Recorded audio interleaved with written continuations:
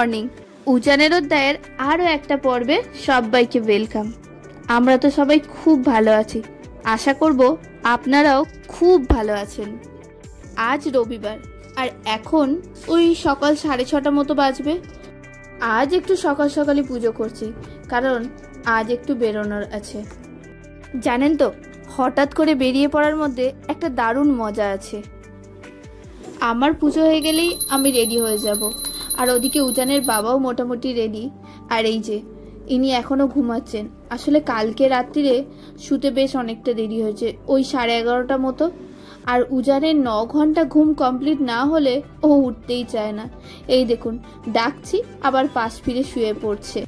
আর অনেকটা রাত্রিরে শুয়েছে বলেই ওকে আগে থাকতে ডাকিনি, জাস্ট যাওয়ার আগেই ওকে তুলে নিয়ে রেডি করে চলে যাব।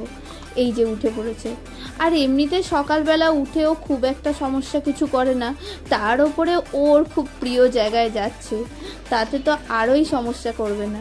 আর এদিকেও আমাকে কি বলছে জানেন, বলছে আমাকে কিন্তু একটা আলাদা ট্রলি ব্যাগ দেখবে।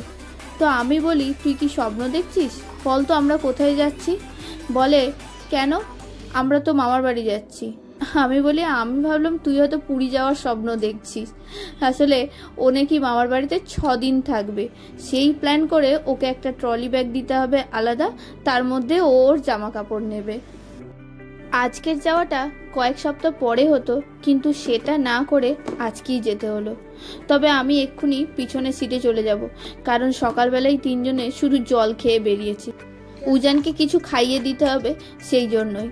আর আমরা যখন কোথাও বেরোই তখন একটা টিফিন বক্সের মধ্যে একটু মুড়ি চানাচুর নিয়েই বেরোই, সেটা খাই আর না খাই। আর উজান তো মুড়ি থেকে চানাচুরগুলো বেছে বেছে খাচ্ছে, তাও জোর করে 2 গাল মুড়ি খাইয়ে দিয়েছি। আর একটুখানি দাঁড়াতে হলো, কারণ সকালে চা খাইনি তো, খুব চা খেতে ইচ্ছা করছিল। আর উজানও একটুখানি বিস্কিট খেলো। আর জানেন, যাওয়ার আনন্দে কিচ্ছু খাইনি। ওর বাবা তো দোকান থেকে একটুখানি কচুরি আলুর দমও নিয়েছিল, ও যেহেতু খেতে পছন্দ করে, জিলাপি নিয়েছিল, কিচ্ছু একটা খাইনি। ওই একটা বিস্কুট আর 2 গাল মুড়ি খেয়েই চললো। তারপর চা বিস্কিট খাওয়ার পর গাড়ি ছাড়ার আগে ও বলল, তুমি চলে যাও, সামনেই বসো, আমি পিছনে আজকে একা একাই শুয়ে শুয়ে বসে বসে যাব। আর আজকে আকাশটা শুধু দেখুন, কি অপূর্ব। আমি তো সারা রাস্তা শুধু আকাশের ছবি তুলতে তুলতেই গেছি। আর ওই দূরে দেখতে পাচ্ছেন, নীল সাদা আকাশের মধ্যে পতাকাটাকে কি দারুণ লাগছে।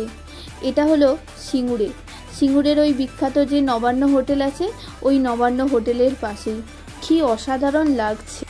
আজকে হঠাৎ করে যাওয়ার কারণটা হলো, দাদুর ভীষণ মন খারাপ উজানের বাবার জন্য।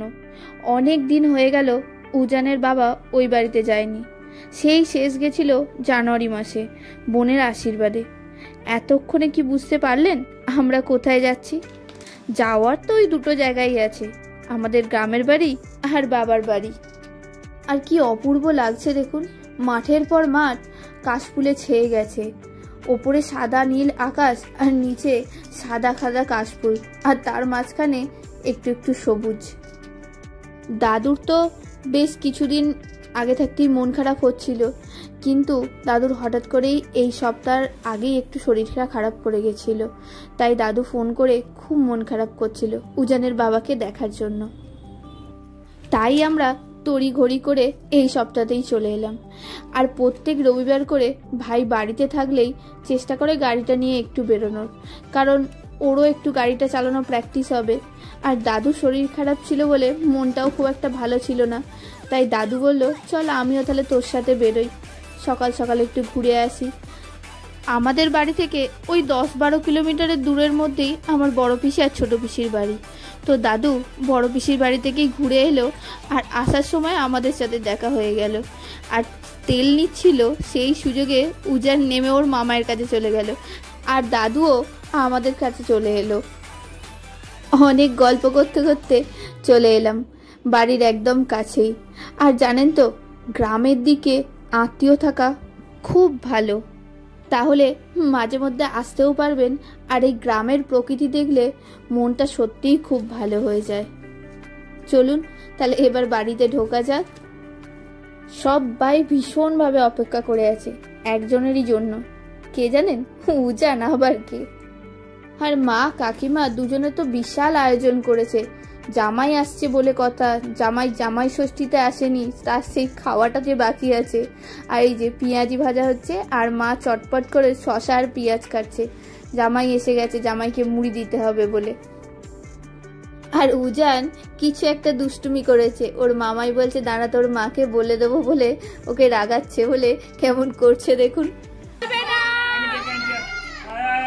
বলবে না রে,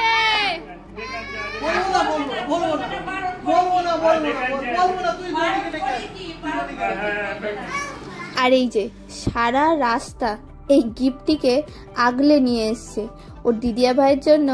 ও আগের দিন গড়িয়াহাটে গিয়ে দিদিয়া ভাইয়ের মনের মতো গিফট কিনে নিয়ে এসছে।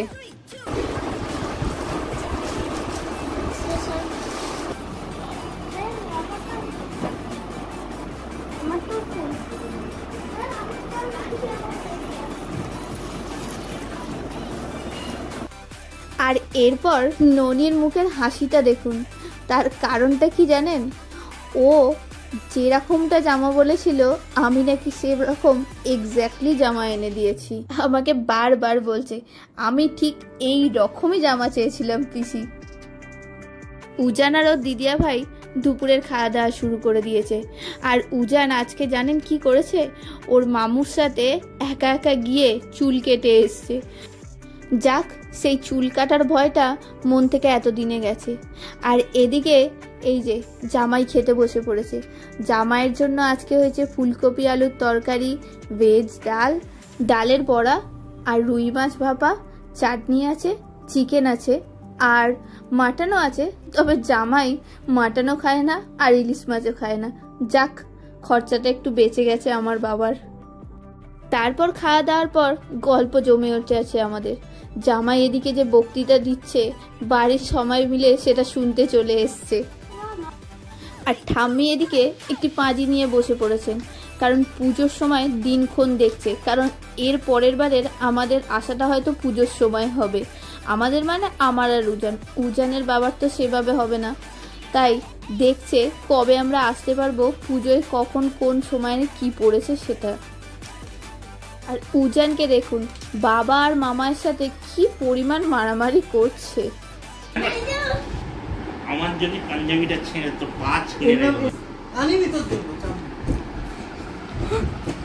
উফ, মাত্র কয়েক ঘন্টার জন্য মন প্রাণ জুড়ে অক্সিজেন নিয়ে এবার ফিরে যাওয়ার সময় এসে গেছে।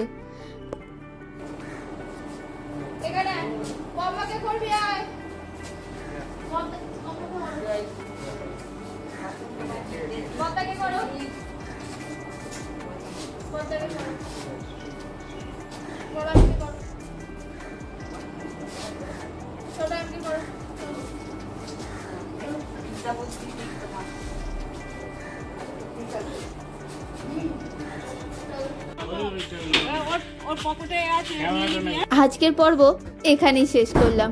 ভিডিওটা কেমন লাগলো অবশ্যই কমেন্ট করে জানাবেন। ভালো লাগলে লাইক, শেয়ার, সাবস্ক্রাইব করবেন। আজকের মতো যাই, আবার দেখা হবে। বাই।